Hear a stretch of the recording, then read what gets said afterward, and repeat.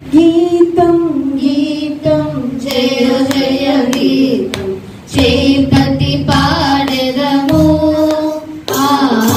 గీతం గీతం జయ జయ గీతం చేపతి పాడెదము యేసురాజు లేచెను హల్లెలూయా జయమ పఠించెదము యేసురాజు లేచెను హల్లెలూయా జయమ పఠించెదము గీతం గీతం జయ జయ గీతం చేపతి పాడెదము గీతం గీతం జయ జయ గీతం చేపతి పాడెదము యేసురాజు లేచెను హల్లెలూయా జయమ పఠించెదము యేసురాజు లేచెను హల్లెలూయా జయమ పఠించెదము చూడు సమాధిని మోసిన రాయి దొరలింపబడెను చూడు సమాధిని మోసిన రాయి దొరలింపబడెను అందు వేసిన ముద్ర కావలి నిల్చెను దైవ సుతుని ముందు అందు వేసిన ముద్ర కావలి నిల్చెను దైవ సుతుని ముందు గీతం గీతం జయ జయ గీతం చేపతి పాడెదము గీతం గీతం జయ జయ గీతం చేపతి పాడెదము యేసురాజు లేచెను హల్లెలూయా జయమ పఠించెదము యేసురాజు లేచెను హల్లెలూయా జయమ పఠించెదము వలదు వలదు ఏడువ వలదు వెల్లుడి గలిలయకు వలదు వలదు ఏడువ వలదు వెల్లుడి గలిలయకు తను చెప్పిన విధమున తిరిగి లేచెను పరుగెడి ప్రకటించుడి తను చెప్పిన విధమున తిరిగి లేచెను పరుగెడి ప్రకటించుడి గీతం గీతం జయ జయ గీతం చేపతి పాడెదము గీతం గీతం జయ జయ గీతం చేపతి పాడెదము యేసురాజు లేచెను హల్లెలూయా జయమ పఠించెదము యేసురాజు లేచెను హల్లెలూయా జయమ పఠించెదము అన్నాగయవారల సభయు అగరచు పరుగెడిరి అన్నాగయవారల సభయు అగరచు పరుగెడిరి ఇక భూత గణముల ధ్వనిని వినుచు వణుకుచు భయపడిరి ఇక భూత గణముల ధ్వనిని వినుచు అదరుచు భయపడిరి గీతం గీతం జయ జయ గీతం చేపతి పాడెదము గీతం గీతం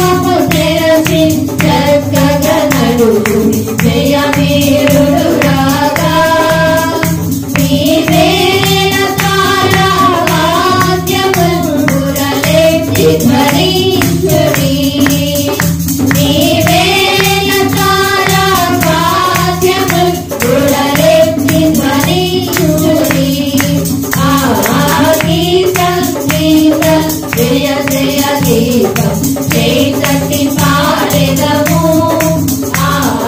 గీతం గీతం జయ జయ గీతం చేతట్టి పాడెదము యేసురాజు లేచెను హల్లెలూయా జయములు పఠించెదము యేసురాజు లేచెను హల్లెలూయా జయములు పఠించెదము.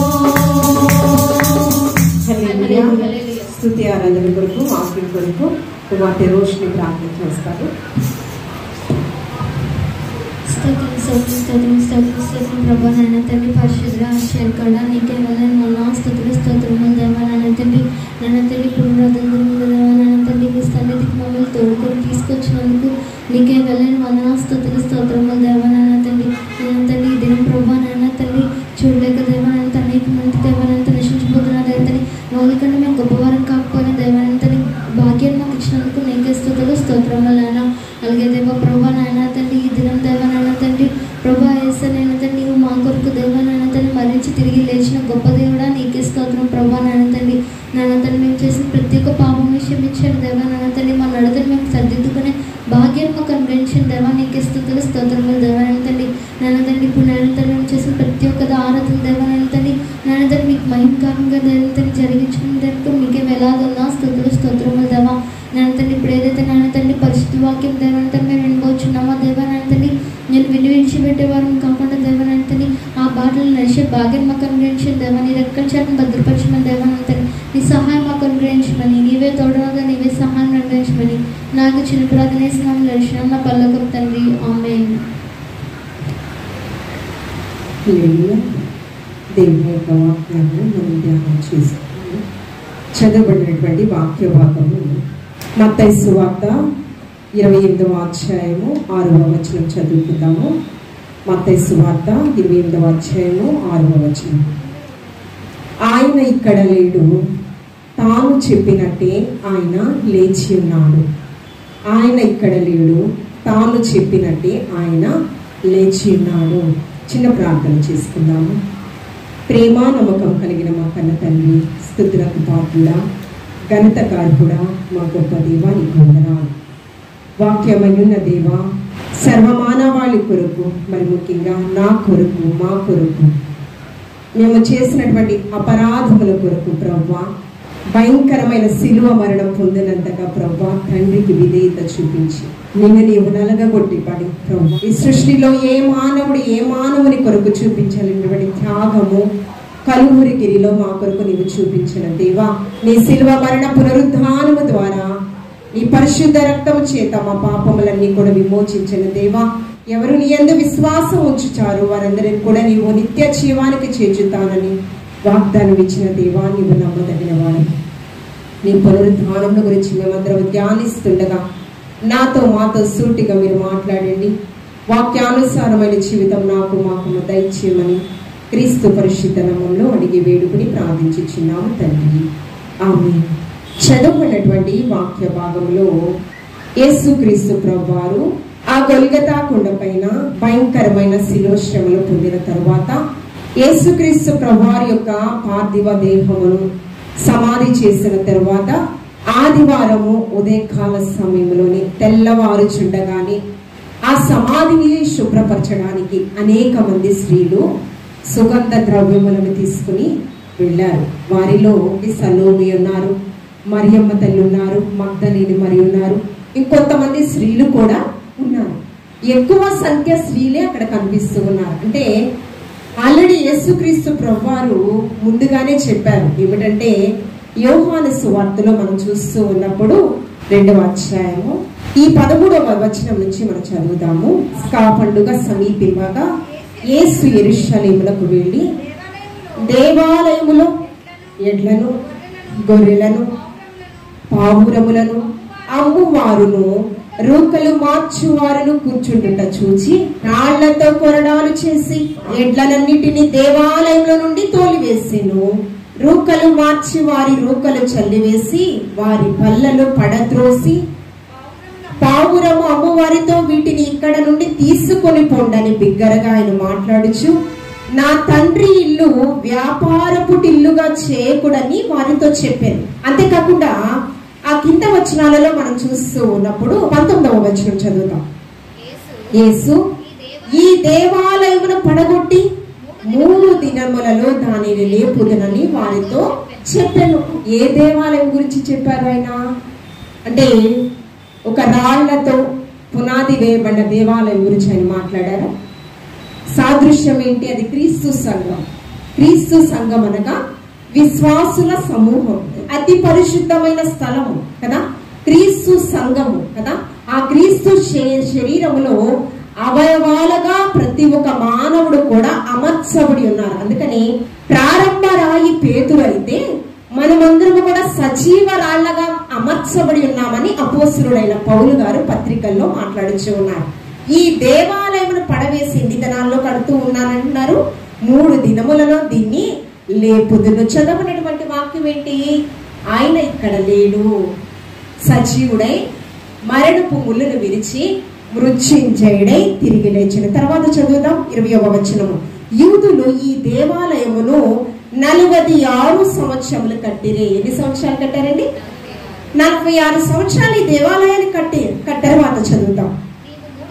నీవు 3 దినములలో దాన్ని లేపుదువా అనిరి. అయితే తన శరీరమును దేవాలయమును గురించి, సంఘము దేనికి సాదృశ్యంగా ఉంది?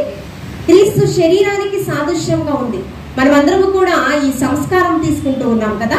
క్రీస్తు శరీరం అనబడినటువంటి రొట్టెను, క్రీస్తు రక్తానికి సాదృశ్యమైనటువంటి ఈ సంఘము, ఈ మందిరము క్రీస్తు శరీరానికి సాదృశ్యంగా ఉంది. తర్వాత శరీరమును దేవాలయం గురించి మాట చెప్పెను. ఆయన మృతులలో నుండి లేచిన తరువాత ఆయన ఈ మాట చెప్పెనని ఆ శిష్యులు జ్ఞాపకం చేసుకుని లేఖనమును యేసు చెప్పిన మాటను ఎప్పుడు నమ్మారు? యేసుక్రీస్తు ప్రభువారు మృత్యుంజయుడై పునరుద్ధానుడై తిరిగి లేచిన తరువాత శిష్యులు ఆ మాట యందు విశ్వసించారంట, నమ్మారంట. అంటే యేసుక్రీస్తు ప్రభువారు పునరుద్ధానాన్ని గురించి ముందుగానే చెప్పారు. అందుకని ఆయన పునరుద్ధానం గురించి చెప్పుచూ ఉన్నప్పుడు పునరుద్ధానానికి సాదృశ్యంగానే లాజరు ఎన్ని దినాలు సమాధిలో ఉన్నారు? చనిపోయి 4 దినాలు ఉన్నారు. 4 దినాలు చనిపోయి అప్పటికి సమాధిలో ఉన్నారు. అయితే అక్కడ ఒక మహిమ కార్యం జరగాలి. ఏ కార్యం జరగాలి అంటే పునరుద్ధానపు కార్యం అక్కడ జరగాలి. యేసుక్రీస్తు ప్రభువారే పునరుద్ధానానికి సాదృశ్యంగా లాజరును సమాధి నుంచి లేపిన ఆయన ఇక్కడ లేరు, ఆయన లేపబడి ఉండెను. సమాధి నుంచి ఆయన చేయించి మృత్యుంజయుడై తిరిగి లేచెను. ఆయన తిరిగి లేచెను.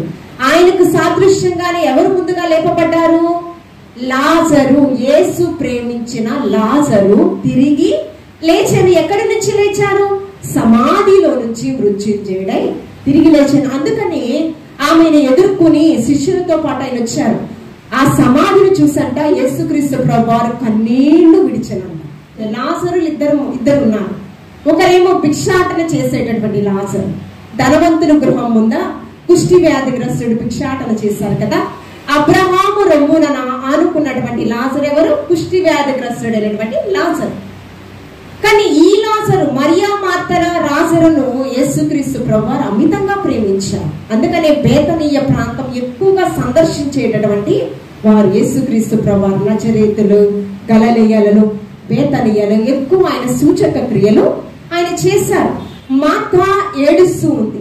నీవు ఉన్నట్లయితే ఇది జరిగేటటువంటి పరిస్థితి కాదు. కానీ యేసుక్రీస్తు ప్రభువారు ఏమంటూ ఉన్నారంటే, నీవు విశ్వసించినట్లయితే చనిపోయిన ఈ లాజరు కూడా ఇప్పుడు సజీవ సాక్షిగా నీ ముందు ఉంటారు మార్త.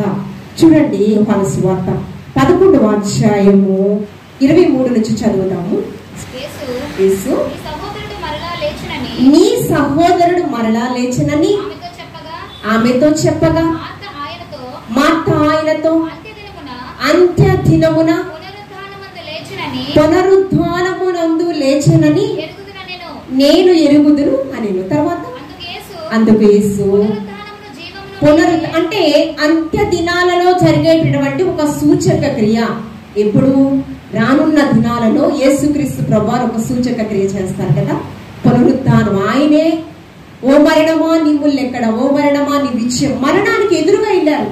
యేసుక్రీస్తు ప్రభువారు రోమీలో భయంకరమైన శిలువ మరణం వేస్తారని ఆయనకి తెలుసు.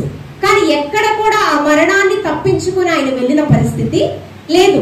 అంత్య దినాల్లో జరగబోయేటటువంటి పునరుత్థానపు సూచక క్రియ గురించి ఆయన మాట్లాడుతూ ఉన్నారు. అందుకు యేసు పునరుత్థానమును జీవమును నేనే, నా యందు విశ్వాసముంచువాడు చనిపోయినను బ్రతుకును. అది చనిపోయినను బ్రతుకును అనేటటువంటి సూచక క్రియ ఆయన బ్రతికి ఉన్నప్పుడే చేసి చూపించాడు. చనిపోయినను బ్రతుకును, బ్రతికిన వాడు బ్రతికి నా యందు విశ్వాసం. అంటే ఎవరండి? అంటే ఎవరు? లాజరు బ్రతికారు, మరలా చనిపోయారు కదా. మరలా చనిపోయారా లేదా? ఇప్పుడు ఒక సూచక క్రియ దేవుని మహిమార్థమై అక్కడ చేశారు. పునరుద్ధానానికి సాదృశ్యంగా సూచక క్రియ అక్కడ జరగాలి. యోహాను సువార్త 2వ అధ్యాయం మొదటి అంత భాగంలో కానా అనే ఊరిలో ఒక సూచక క్రియ చేశారు. ఆ సూచక క్రియ చేసినప్పుడే ఆ వివాహము ద్రాక్షారసము కొరతగా ఉంటే నీటిని ద్రాక్షారసంగా మార్చారు కదా. ఆ సూచక క్రియలను బట్టే అనేక మంది ఆయన ఎందుకు విశ్వసించారు. వారిలో శిష్యులు కూడా ఉన్నారు.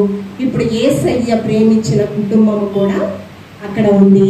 అంతేకాకుండా ఆ పునరుద్ధానాన్ని చూసి అనేక మంది హృదయాలు మార్చబడాలి. నేడు మీకు కూడా ఈ పునరుద్ధానం ఉంది. ఎప్పుడు?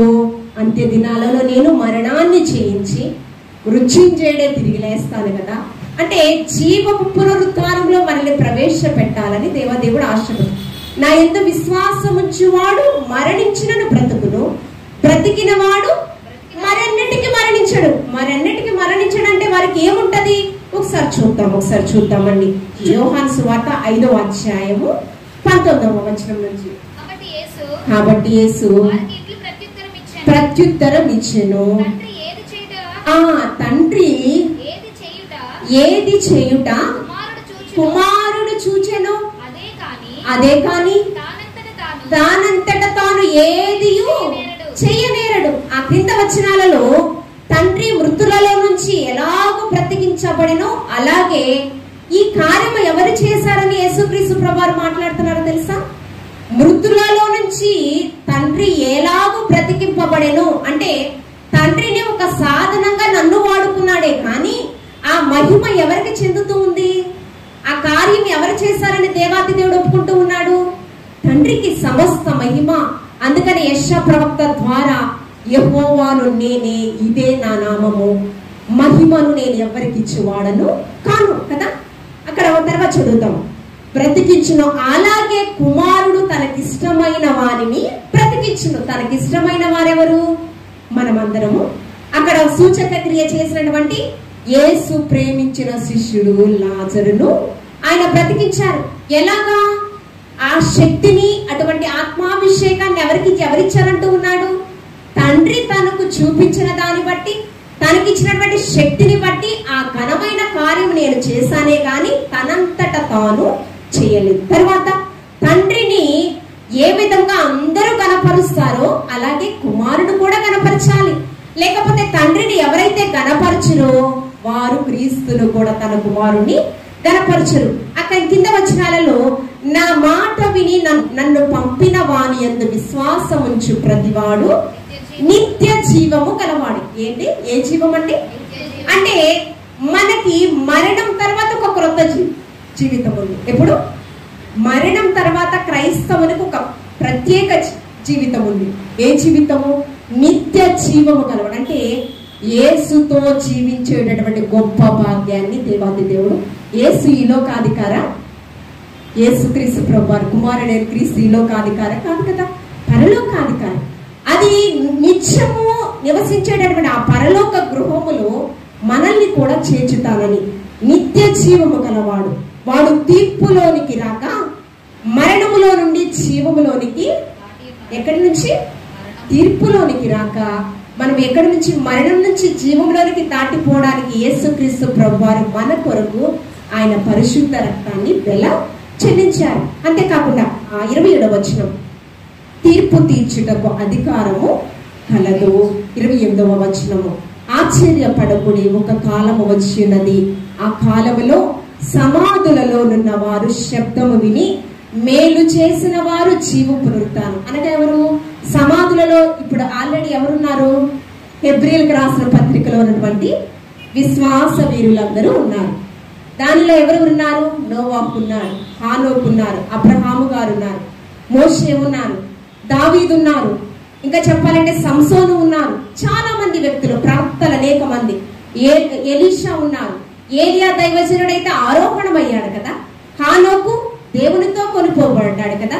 ఇలాగా సమాధులలో ఉన్న వ్యక్తులంట మొదటిగా పునరుద్ధానంలో వారిలో ఎవరు కూడా ఉన్నారో తెలుసా? రాహాబు. ఆమె ఇచ్చక చెప్పాలి అంటే వేశ్య. ఏమండి? రాహాబు వేగుల వారికి ఆతిథ్యం ఇచ్చిందని జీవ గ్రంథంలో తన పేరు లిఖించాడు, జీవ పునరుద్ధానంలో తను ఉంటుంది అన్నాడు. అంతేకాకుండా ఆ రాహాబు యొక్క క్రీస్తు వంశావళిలో తన కోడల పేరు లిఖించబడే విధంగా తన జీవితము సార్థకం చేసింది. మొన్న చెప్పాను, క్రీస్తు వంశావళిలో 5 పేర్లు ఉన్నాయి. ఎవరెవరి పేర్లు? తామారు, రూతు, పస్సెబ, మరియమ్మ తల్లి, రాహాబు. ఎవరి పేరు? రాహాబు పేరు క్రీస్తు వంశావళిలో చేర్చబడింది. అంతేకాకుండా జీవ పునరుద్ధానంలో కూడా ఏమండి వేశ్య పేరు కూడా దేవాదిది.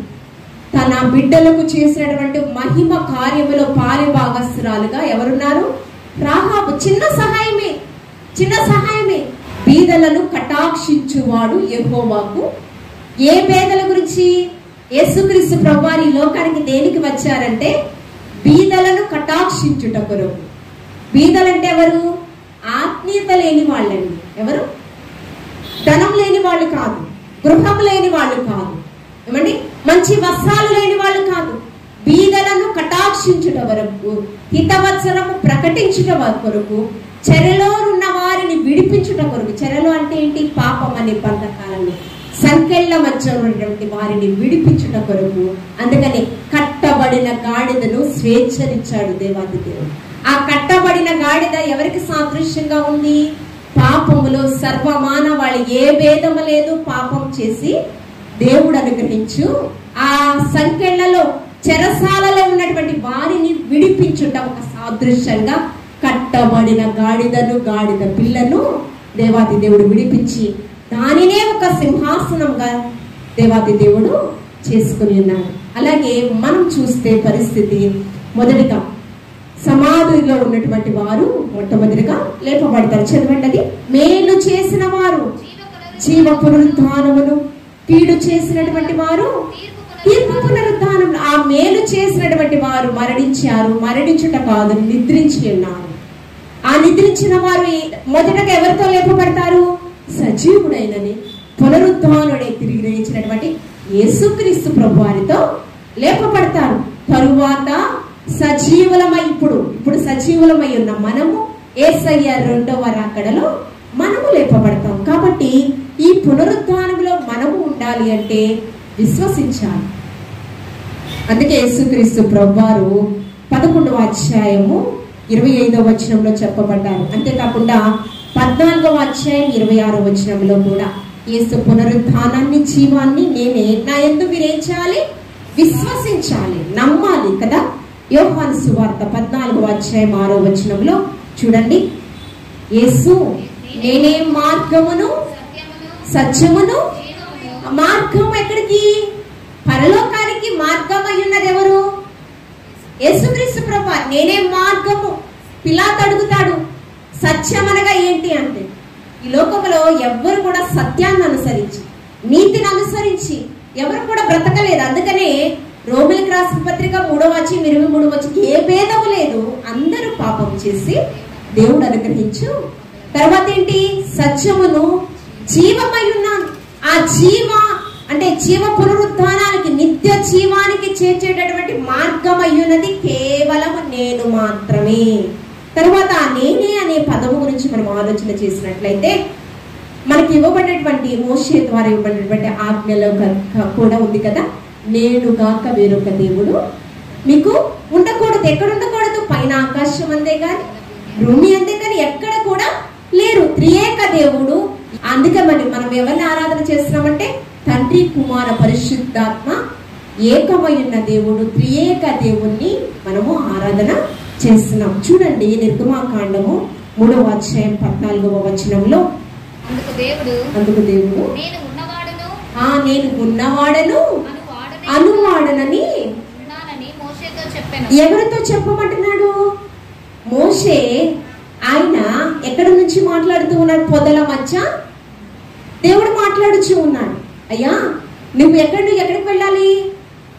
ఐగుప్తు బానిసత్వంలో నుండి ప్రజలను నువ్వు విడిపించాలి. అప్పుడు మోషే ఎక్కడున్నాడు? అసలు మిద్యానీయుల అక్కడ తన యొక్క యాజకుడైనటువంటి ఒక కుమార్తెను సిపోరాను వివాహం చేసుకున్నాడు. అక్కడే మామ మందను మేపుతూ ఉన్నప్పుడు అప్పుడు పరమతండ్రి మాట్లాడతాడు, నువ్వు ఇక్కడ కాదయ్యా ఉండాల్సింది, దాసత్వంలో నీ ప్రజలు ఉన్నారు, వారిని నువ్వు ఎన్నో ఏటో తెలుసండి 80 సంవత్సరాలకు ప్రభా నేను అక్కడికి వెళ్తాను, ఎవరు నన్ను పంపించారని చెప్పాలి.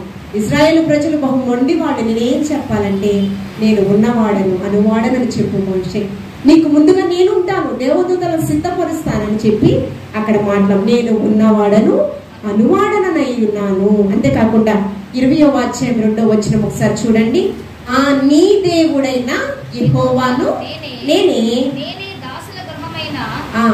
దాసుల గృహమైన ఐగుప్త్య దేశములో నుండి నిన్ను వెలుపలకి అంటే నేనే అనే సంబోధించే ప్రక్రియలో మనం ఆలోచన చేసి, ఏ కార్యమైనా నా ద్వారానే జరుగుతుంది. మహిమ కార్యం అది ఏదైనా కావచ్చు, మరణంపై అధికారం కావచ్చు, సూచక క్రియలు కావచ్చు, స్వస్థతలు కావచ్చు, అద్భుతాలు కావచ్చు, ఏదైనా కూడా నా ద్వారా. అందుకని తండ్రి తనంతట తను ఏమి చేయలేదు, కానీ ఆ తండ్రి చేసిన దాన్ని కుమారుడు యేసుక్రీస్తు ప్రభువారు అది మన కొరకు చేసి ఉన్నాడని యేసుక్రీస్తు ప్రభువారు కూడా తండ్రిని కనపరుస్తూనే ఉన్నారు. ఇక్కడ ఒక విషయము, యేసుక్రీస్తు ప్రభువారు ఎక్కడైనా నన్ను మీరు కనపరచండి, ఎక్కడైనా నన్ను మీరు కనపరచండి అని తన్ను తాను ఎక్కడైనా ప్రజెంట్ చేసుకున్నారా? యేసుక్రీస్తు ప్రభువారు ఎక్కడ సూచక క్రియ చేసినా నేను చేశానని ఎవరితో చెప్పకు సుమి అని ఆయన స్పష్టంగా తెలియపరిచారు.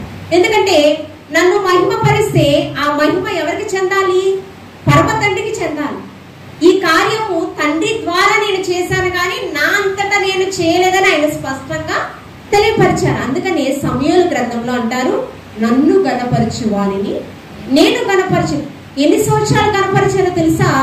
33.5 సంవత్సరాలు కేవలము తండ్రిని మాత్రమే ఆయన మహిమపరిచారు. కానీ ఈ యొక్క సర్వమానవాళి అందరూ నేడు మనమందరము కూడా ఎవరిని గణపరుస్తున్నాం? యేసుక్రీస్తుని గణపరుస్తున్నాం. ఎందుకు గణపరుస్తున్నాం? నన్ను గణపరచు వానిని నేను గణపరుస్తాను. తండ్రిని యేసుక్రీస్తు ప్రభువారు గణపరిచారు కనుకనే యేసుక్రీస్తు ప్రభువారు గణపరచబడుతూ ఉన్నారు మనందరి చేత. కేవలము ఎక్కడ కూడా నన్ను గణపరచండి అని ఎక్కడ ఆయన చెప్పుకోలేదు, తను తాను రిక్తునిగా చేసుకున్నాడు. ఇంకా చెప్పాలి అంటే పరిచారకుడుగా పాదాలు కడిగాడు, దీనస్థితి, పశువుల శాలలో ఆయన పవళించాడు, అంత దీనస్థితి. ఎక్కడ కూడా ఆయన సింహాసనాసీనుడు కదా, ఆయన ఒక మంచి సింహాసనం ఇంద్ర భవనం లాంటి గృహంలో ఆయన జన్మించవచ్చు. కానీ మరణం నుంచి సిలువలో బలియాగం అయ్యే వరకు కూడా తనను తాను తగ్గించుకుని ఆయన బ్రతికారు.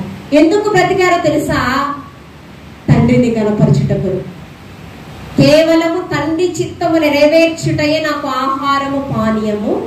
అంటే ఇశ్రాయేలును కాపాడువాడు కునుకడు నిద్రపోడన్న రీతిగా ఆకలి దొప్పులు మరిచిపోయి 33.5 సంవత్సరాల తండ్రిని గణపరిచే ప్రక్రియలోనే ఆ క్రియ కొరకే ఆయన ప్రయాసపడ్డాడండి, మరణానికి ఆయన సిలువలో బలియాగం అయ్యే వరకు కూడా. కాబట్టి మనం అనుకుంటూ ఉంటాం కొన్ని సందర్భాల్లో, నేను చాలా ప్రయాసపడుతున్నాను, నేను కుటుంబంలో చాలా ప్రయాసపడుతున్నాను, సంఘంలో పరిచర్యలో చాలా ప్రయాసపడుతున్నాను, కానీ ఎవరు కూడా నన్ను అప్రిషియేట్ చేయట్లేదు అని అనుకుంటూ ఉంటాం.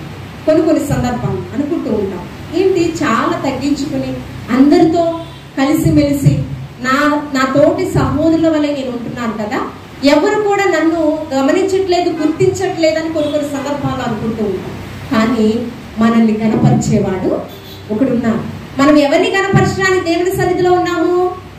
సేవకుల్ని కాదు, సంఘంలో ఉన్న వారిని కాదు. ఎవరిని గణపరచడానికి? యేసుక్రీస్తు ప్రభువాన్ని గణపరచడానికి మాత్రమే ఉన్నాం. యేసుక్రీస్తు ప్రభువారు తండ్రిని కనపరిచారు కాబట్టి ఆయన కనపరుస్తున్నాడు, కనపరచబడు. తనను తాను తగ్గించుకుని వాడేమవుతాడు? ఎంతగా హెచ్చింపబడ్డాడు అంటే ఈ లోకంలో ఉన్న సర్వమానవాళి అందరూ కూడా యేసయ్యనే కనపరుస్తూ ఉండేంత గొప్పగా హెచ్చింపబడ్డాడు. ఇప్పుడు రక్షణ లేని వానికి ఒక సువార్త ప్రకటిస్తున్నా. ఆ సువార్త ఏంటి చూడండి. 1 కొరింథీయులకు రాసిన పత్రిక 15వ అధ్యాయము 3వ వచనం చూడండి. నాకు ఇయ్యబడిన ఉపదేశమును మొదట మీకు అప్పగించి తిని, అదేమనగా లేఖనముల ప్రకారము క్రీస్తు మన పాపముల నిమిత్తము ఏం చేశారు? లేఖనముల ప్రకారము క్రీస్తు మన పాపముల నిమిత్తం మృతి పొందెను, సమాధి చేయబడెను, లేఖనముల ప్రకారము 3వ దినమున లేపబడెను. మనం ప్రకటించే సువార్త ఇదే. క్రీస్తు శిలువ మరణ పునరుత్థానము ద్వారా మన పాపములన్నీ కూడా విమోచించబడ్డాయమ్మా. మరణం ద్వారా తర్వాత ఒక క్రొత్త జీవితం ఉంది మనకి అని ఆ సువార్తను మనం ప్రకటిస్తూ ఉన్నాం కదా.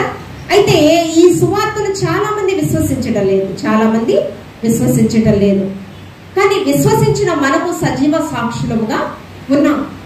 వారు విశ్వసించే వారికి కూడా మనం సజీవ సాక్షులుగానే ఉండాలి. ఈ సజీవ వాక్కులను ప్రకటిస్తూనే ఉండాలి. ఎవరైతే విశ్వసించడం లేదో చూడండి 12వ వచనం చదవండి. క్రీస్తు మృతులలో నుండి లేపబడి ఉన్నాడని ప్రకటింపబడుచుండగా మీలో కొందరు మృతుల పునరుద్ధానము లేదని ఎట్లు చెప్పుచున్నారు? మృతుల పునరుద్ధానం లేని ఎడల క్రీస్తు కూడా లేపబడి ఉండలేదు. మరియు క్రీస్తు లేపబడి ఉండని ఎడల మేము చేయు ప్రకటన వ్యర్థమే, మీ విశ్వాసము వ్యర్థమే. ఈ పునరుత్థానం గురించి చాలా మంది కూడా వ్యతిరేకిస్తూ ఉన్నారు. అపోస్తలుడైన పౌలు గారు 14 సంఘమును స్థాపించాడు కదా. కానీ ఆయన పరిచర్యకు రాకముందు తన పాత జీవితం ఎలా ఉందంటే దూషకుడను, హింసకుడను, హానికరుడు. కానీ అపోస్తలులలో తక్కువ వాడైన నేను, దేవుని సంఘమును హింసించిన నేను, అపోస్తలుడు అనబడుటకు యోగ్యుడను కాని నేను ప్రథముడిగా ఎంచబడ్డానయ్యా అని పత్రికలతో సంఘాలతో మాట్లాడుచూ ఉన్నారు. అయితే ఆయన సువార్త ప్రకటిస్తూ ఉన్నప్పుడు ఒక మారు బర్నబా, పౌలు గారు అంత్యొకయలో సువార్త ప్రకటిస్తున్నారు. అక్కడంట ఉన్న వారందరూ కూడా 3 దేవతలను ఆరాధన చేస్తూ వారి విగ్రహాలను పెట్టుకుంటూ తెలియబడని విగ్రహము కూడా, తెలియబడని దేవుడు అని ఒక విగ్రహాన్ని రాసి దాన్ని పూజిస్తూ ఉన్నారంట. 3 దేవతలను ఆరాధన చేస్తున్నాము, తెలిసి తెలియక ఏదైనా దేవుణ్ణి మర్చిపోయామోనని వారు అప్పుడు సమయోచితమైన జ్ఞానంతో పౌలు గారు ఆలోచన చేసి, ఇప్పటి వరకు లేఖనాల గురించి చెప్తుంటే వాళ్ళకి అర్థం కాడన్న, కానీ ఏం ఆలోచన చెప్పారో తెలుసా? ఒక మంచి వివేచన జ్ఞానము కలిగి తెలియబడని దేవుని మీరు ఆరాధన చేస్తూ విగ్రహం పెట్టారు కదా, ఆ తెలియబడని దేవుడే మరణాన్ని గెలిచి మృత్యుంజయుడై తిరిగి లేచిన దేవుడు. ఆయన్ని మీరు ఆరాధన చేస్తున్నారు, తెలియకనే ఆయన మీరు పూజిస్తున్నారు, తెలియకనే ఆయన మీరు మహిమపరుస్తూ ఉన్నారు అన్నప్పుడు ఆ పునరుద్ధానం గురించి వారికి పరిచయం చేసినప్పుడు, మరణం తర్వాత మీకు జీవ పునరుద్ధానం ఒకటి ఉంది, అది మీరు పొందుకుంటే ఎప్పటికీ కూడా మీకు మరణం ఉండదని పరిచయం చేశారు. అనేకులంట ఆ మాటలు ఎందు విశ్వసించారంట. వారిలో దమరి అనేటటువంటి శ్రీమూర్తి కూడా ఉందంట. చూడండి, చివరిగా ఒక వాక్యం చదువుకుని మనం ముగించుదాము. మనమందరము కూడా మొదటి ఆదాము చేత మృతి పొంది ఉన్నాము. కడపటి ఆదామైన క్రీస్తు ద్వారా మనమందరము కూడా బ్రతికింపబడ్డాం. 20వ వచనం చూడండి.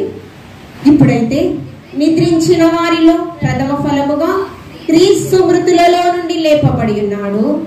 మనుష్యుని ద్వారా మరణము వచ్చెను గనుక మనుష్యుని ద్వారానే మృతుల పునరుత్థానము కలిగెను. ఆ శాసనం రాసింది ఎవరు? మరణ శాసనము ఎక్కడ ఉండునో మరణ శాసనం రాసిన వాని యొక్క మరణము ఆవశ్యకం. మృతుల పునరుత్థానము, మరణము ఏ విధంగా ఒక మనిషి ద్వారా వచ్చిందో మనుష్యుని ద్వారా, అలాగే మృతుల పునరుత్థానము కూడా మనిషి ద్వారానే కలిగింది. 22వ వచనం, ఆదాము నందు అందరు ఎలాగో మృతి పొందుచున్నారో అలాగుననే మనమందరము కూడా క్రీస్తు నందు అందరము కూడా బ్రతికింపబడి ఉన్నాము. మనం ఎలాగా బ్రతికింపబడ్డామంట? చూడండి 42వ వచనము.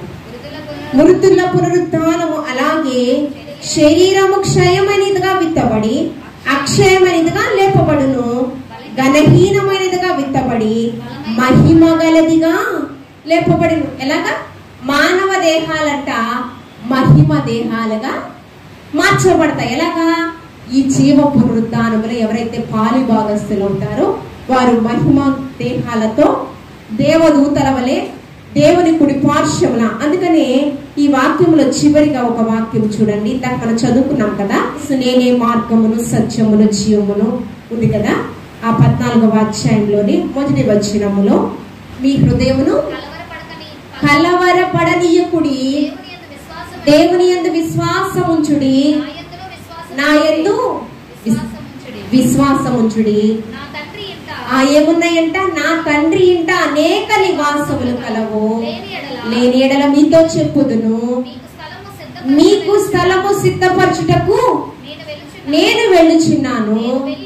నేను వెళ్ళి మీకు స్థలము సిద్ధపరిచిన ఎడల నేనుండు స్థలమును మీరులో ఉండులాగున మరలా వచ్చి నా యుద్ధ ఉండుటకు మిమ్మును తీసుకుని పోదును. యేసుక్రీస్తు ప్రభువారు రెండవ రాకడ. మొదటిగా సమాధిలో ఉన్నవారు ఆయనతో కొనిపోబడుతూ ఉన్నారు. యేసుక్రీస్తు ప్రభువారు ఆ యొక్క పరలోక గృహంలో మనల్ని చేర్చుట కొరకు మరలా రెండవ మారు ఆయన ఈ లోకానికి రాబోచు ఉన్నారు. వచ్చినప్పుడు మనం ఏ రీతిగా బ్రతకాలి? ప్రకటన గ్రంథము నేనుండు చోటన మీరు కూడా ఉండేదరని చెప్తూ ఉన్నారు కదా. ఎలాంటి వారు ఆయనతో ఉంటారు అనేది మనం ఆలోచన చేసినట్లయితే ప్రకటన గ్రంథం 22వ అధ్యాయము 12వ వచనము. ఇదిగో త్వరగా వచ్చుచున్నాను, వాని క్రియ చొప్పున ప్రతి వానికి ఇచ్చుటకు నేను సిద్ధపడిన జీతము. ఆ ముందు వచనం కూడా చూడండి 11వ వచనం. అన్యాయము చేయవాడు ఇంకను అన్యాయము చేయనిము, అపవిత్రుడైన వాడు ఇంకను అపవిత్రుడుగానే ఉండనిము, నీతిమంతుడు ఇంకను నీతిమంతుడుగానే ఉండనిము, పరిశుద్ధుడు ఇంకను పరిశుద్ధుగానే ఉండనిము. ఇదిగో త్వరగా వచ్చుచున్నాను, వాని క్రియలకు తగిన జీతమును ఇచ్చుటకు. రెండే ఉన్నాయి. యోహాను సువార్తలో 5వ అధ్యాయము 19వ వచనం చివరి భాగంలో మనం చూసాం కదా, అక్కడ జీవ పునరుత్థానము 29వ వచనం. మరొకసారి చదువు. యోహాను సువార్త 5వ అధ్యాయము 29వ వచనం. మేలు చేసిన వాడు జీవ పునరుత్థానము, కీడు చేసిన వాడు తీర్పు పునరుత్థానమునకు బయటకు. ఇందాక చదివిన వాక్యం ఏంటి? వాని క్రియల చొప్పున వానికి జీతము ఇచ్చుటకు. ఆ జీతం ఏంటి? మేలు చేసిన వాడు జీవ పునరుత్థానం, కీడు చేసిన వాడు తీర్పు. మనం తీర్పులోనికి రాకుండా తీర్పు నుంచి తప్పించి ఆ జీవ పునరుద్ధానంలోనికి మనలను చేర్చుటకు పరిశుద్ధ రక్తాన్ని, యవ్వన రక్తాన్ని మన కొరకు ధారపోశారు యేసుక్రీస్తు ప్రభు. ఆయన ఇక్కడ లేడు, సజీవుడై ఆయన తిరిగి లేపబడి ఉన్నాడు. చదువుదాం మరొక వాక్యం. మత్తయి సువార్త 28వ అధ్యాయము 6వ వచనం. ఆయన ఇక్కడ లేడు, తాను చెప్పిన వలె ఆయన ఏం చెప్పాడు? యేసుక్రీస్తు ప్రభువారు నేను మరణాన్ని గెలిచి తిరిగి లేస్తానని చెప్పారు. ఆయన చెప్పిన రీతిగానే ఆయన తిరిగి లేచి ఉన్నాడు. కాబట్టి మనము కూడా లేపబడి జీవ పునరుత్థానంలో పాలిభాగస్తులుగా ఉండాలని, అటువంటి నిరీక్షణలో మనమందరం కూడా సిద్ధపాటు కలిగి ఉండాలని దేవాది దేవుడు ఈ మాటలు మనందరి వినికిల్లో బహుగా ఫలించి ఆశీర్వదించును గాక. ఆమేన్. పరిశుద్ధుడా, కరుడా, గొప్ప దేవా, నీకు వందనాలు. నీ సజీవ వాక్కులతో మాతో మాట్లాడిన దేవా నీకు వందనాలు. ఆ జీవ పునరుత్థాన్ని పొందుకునే గొప్ప భాగ్యము ఇక్కడ ఉన్న ప్రతి ఒక్కరికి మీరు అనుగ్రహింపచేయండి ప్రభువా. అది మేము పొందుకోకపోతే ధనవంతుడు లోకంలో ఉన్న సంపదనంతా సమకూర్చుకుని పాతాళంలో నరకయాతన అనుభవిస్తూ అక్కడ విజ్ఞాపన చేసి ఉన్నాడు ప్రభువా. అక్కడ ఏడుపు, కన్నీళ్లు ప్రభువా, వేదన, అగ్ని ఆరదు, పురుగు చావదు ప్రభువా. కానీ జీవ పునరుత్థానంలో పాలిభాగస్తులైన ప్రతి వారికి ప్రభువా ఎల్లప్పుడూ సంతోషము, సమాధానము ప్రభువా. పరిశుద్ధుడు పరిశుద్ధుడు అని దూత గడపల మధ్య నిన్ను మేము కొనియాడుచూ ఉంటాం ప్రభువా. శాశ్వతమైన ఆనందము, అటువంటి ఆనందము, అటువంటి సంతోషము, అటువంటి నిరీక్షణలోకి సువార్త సేవా సంఘంలో ఉన్న ప్రతి ఒక్కరిని, ఈ యొక్క అక్కైపాలెం పట్టణంలో ఉన్న ప్రతి ఒక్కరిని మీరు సిద్ధపరచండి. మాకు ఇచ్చినటువంటి రక్షణ అనేక మందికి మీరు దయచేసి ప్రభువా, అగ్నిలో నుంచి లాగినట్లు కొన్ని ఆత్మలైన మీ సన్నిధానంలోకి మీరు నడిపించుకోమని ప్రభువా, ఈ యొక్క ఆరాధన అంతా కూడా మీకు మహిమకరంగా మీరు జరిగించుకున్న విధమును బట్టి వందనాలు. సమయాన్ని సద్వినియోగపరుచుకుని నీ సన్నిధానంలో నిలబడిన నీ ప్రియబిడ్డలందరినీ మీరు దీవించండి, ఆశీర్వదింపచేయండి ప్రభువా. యవ్వన కాలంలో నీ కాడిపోయిట నరునికి మేలని సెలవిస్తున్న దేవా, ఈ పరిచర్యలో పాలిభాగస్తులు ఉన్నటువంటి నీ ప్రియబిడ్డలందరినీ మీరు దీవించండి. వారి అవసరతల అక్కర్లు మంచి ప్రభువా జ్ఞానముతో వారిని బలపరచండి. మంచి ఉద్యోగాలలో వారి స్థిరపరచమని అడుగుచూ ఉన్నాను ప్రభువా. వారి తల్లిదండ్రులు మీరు దీవించండి, ఆశీర్వదింపచేయండి ప్రభువా. నీకు స్తోత్రము. నీ రాకడ కొరకు సిద్ధపడే వరుసలో, నీ రాజ్య స్థాపన కొరకు ప్రయాసపడే వరుసలో ఇక్కడ ఉన్న ప్రతి ఒక్కరు, సువార్త సేవా సంఘంలో ఉన్న ప్రతి ఒక్క కుటుంబాన్ని మీరు ఆయుత్తపరచమని క్రీస్తు పరిశుద్ధ నామంలో అడిగి వేడుకుని ప్రార్థించుచున్నాము తండ్రి, ఆమేన్. పరలోకమందున్న మా తండ్రి, నీ నామం పరిశుద్ధపరచబడుగాక, నీ రాజ్యం మాకుంచునుగాక, నీ చిత్తం పరలోకమందు నెరవేర్చినట్లు భూమి యందును నెరవేరుగాక. మాకు కావలసిన ఆహారం నేడు మాకు దయచేయము. మా రుణస్సును మేము క్షమించిన ప్రకారము మా రుణము క్షమించుము. మమ్మల్ని శోధనకి తాకీడు నుంచి తప్పించుము. ఎందుకంటే రాజ్యము, బలము, మహిమ నిరంతరము నీవైనావు తండ్రి, ఆమేన్. తండ్రి, కుమార, పరిశుద్ధాత్మ త్రియేక దేవుని మెండు దీవెనలు ఇప్పుడు ఎల్లప్పుడూ సదాకాలం ఇక్కడున్న ప్రతి ఒక్కరి పైన, వారి వారి కుటుంబాల పైన, సకల పరిశుద్ధుల పైన, అక్కైపాలెం పట్టణంలో ఉన్న ప్రతి ఒక్కరి పైన సదాకాలం నిలిచి తోడైండును గాక, ఆమేన్. తండ్రి, కుమార, శుద్ధాత్మకును రఘు స్తుతి మహిమలు కల్గుగాక, ఆదిని ఇప్పుడు ఎల్లప్పుడు అయినట్లు యుగములు నౌనామే. తండ్రి, కుమార, శుద్ధాత్మకును రఘు స్తుతి మహిమలు కల్గు